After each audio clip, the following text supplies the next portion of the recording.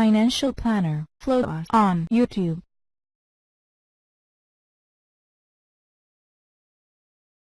The Cabal pushes propaganda that North Korea might attack the financial sector. Let's get right into the economic collapse news. Now, there are many different organizations that are coming out with different studies, and we talked about them in previous reports, where people can't make ends meet. They don't have enough money to survive. The retail market is imploding on itself. Commercial real estate is going to be a disaster because there's so much open space. They're talking about the housing market. And there are additional studies that are coming out from different countries around the world.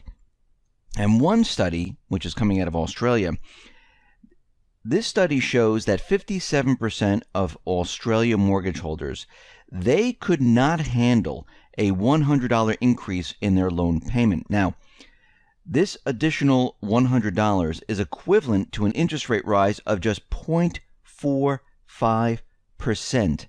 And this is based on the national average mortgage of $360,000. And it's not just Australia.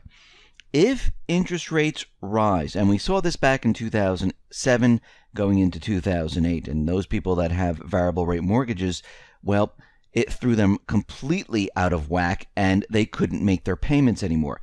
Also, if the interest rates move up, guess what? Those people that are trying to purchase homes, well, they won't be able to purchase. So what we are seeing right now is that all these studies are coming out telling us how bad things are going to get. Now, we've been looking at this for quite a while. We know how bad they're going to get because the central bankers needed to keep the interest rates so low that no one would really realize what was really going on, because we're not in a normal market where interest rates are allowed to do what they normally do, and that is move up a little bit.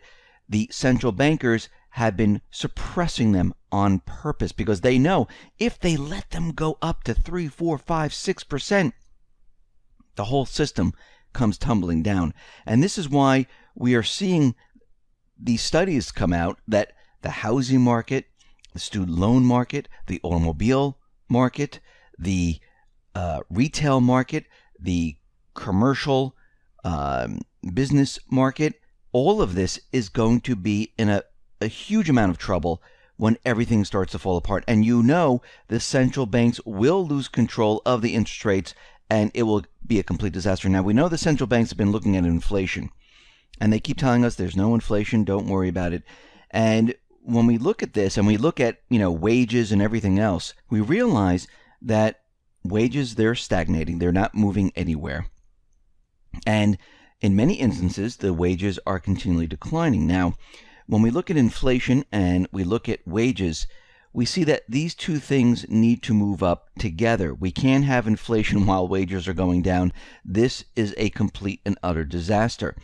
And what we're looking at right now is that wages are continually declining and inflation is continually moving up. Now, this just didn't happen. This has been happening for about 45 years.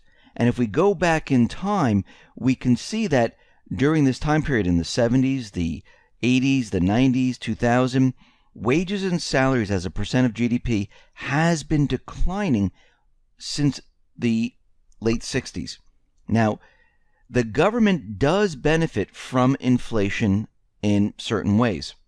Incomes pushed higher by inflation push wage earners into higher tax brackets, and their higher incomes generate higher taxes.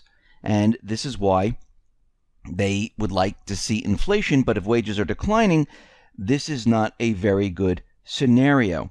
Well, the private banking sector benefits from inflation as well. The lifeblood of banking profits is transaction and processing fees from issuing new credit. Since inflation enables households to buy more stuff with credit and service more debt, banks benefit immensely. Deflation, on the other hand, is kryptonite to bank profits. Households earning less every year are more likely to default on existing debt, and guess what? They can't take out new debt. So what we're seeing right now is the central banks, they don't know what to do because wages are continually declining. Why are they declining? Because we are losing the high-paying jobs. We are getting these part-time, low-paying jobs, and wages are declining.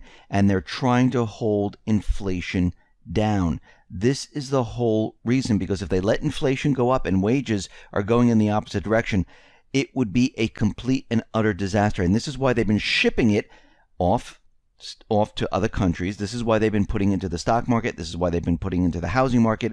They don't want people to notice any of this, because think about it. If they just let all the inflation hit the supermarkets and all of a sudden bread was $12 for a loaf and milk was, say, $14, those people who are making their money today with 1, 2, 3 part-time jobs, they wouldn't be able to afford any of this. This would be a complete disaster on the entire economy. This is why they're continually telling us that inflation is going nowhere.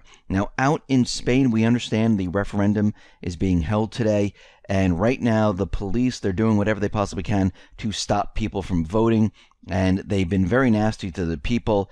And we can see right now that 62%, they are looking to vote, and we see that there's about an 83% chance that they will vote yes. And we haven't had the final results come in, but we can see right now they definitely want to be separate and apart from Spain, and we can see that they don't want this to happen. And if Catalonia secedes from Spain in terms of debt sustainability, well, it looks like this is going to be Eurozone debt crisis 2.0, and we're going to be in for a very, very, very rough ride. And we know for a fact that Catalonia, this is really the wealth part of Spain. This is where a lot of the taxes are paid, and if this splits off, Spain is going to be in a lot of trouble. We see out in North Korea, things are heating up. Tillerson right now is saying that they have 3 channels of communication open to North Korea, and they're trying to talk to North Korea, but North Korea, of course, doesn't want to speak to the United States. Now, Kim Jong-un, he is not stupid. He understands that the deal has to come from both sides. Now, of course, Trump is out there saying that, listen, don't waste your time. Rocket Man, well, he doesn't want to speak, and this is a complete waste of time. Now, to me, this looks like Trump and Tillerson, they are playing good cop, bad cop, and it looks like Trump is pandering to the corporate media, keeping them off guard, saying that, yes, we don't want to talk to him, we don't want anything to do this, but we know in the background, Trump, Tillerson, they've been speaking to Xi Jinping of China. We know that China, Russia have been talking to Kim Jong-un. We know there are back channels, and they are speaking to Kim Jong-un, trying to work out some type of deal. Now, the deal might not be that North Korea get rid of their nuclear weapons. They might allow North Korea to keep their nuclear weapons, because they understand that North Korea is not going to stop until they get what they want, and that is a nuclear weapon that fits on a missile to protect themselves from regime change. Now, of course, the corporate media, they're continually out there trying to make us all believe that North Korea is going to be attacking, and this is going to be a problem here in the United States because their missiles will be able to hit, Alaska, Chicago. I mean, they're just making stuff up here. But what we're seeing is that North Korea, they understand that they cannot trust the U.S. government because they've seen what the government does. They understand what the Cabal does in the end. I mean, look at what U.S. officials did to Libya. Gaddafi agreed to give up his nuclear weapon program in return for regime security. That turned out to be completely stupid. This was a really stupid move on Gaddafi's part. As soon as U.S. officials saw an opening, they pounced with regime change on the country. Today, Gaddafi is dead, and Libya is in perpetual crisis and turmoil. Look at what the U.S. officials are doing in Iran. They entered into a deal in which the U.S. government agreed to lift the sanctions on Iran if they agreed to this nuclear weapons program.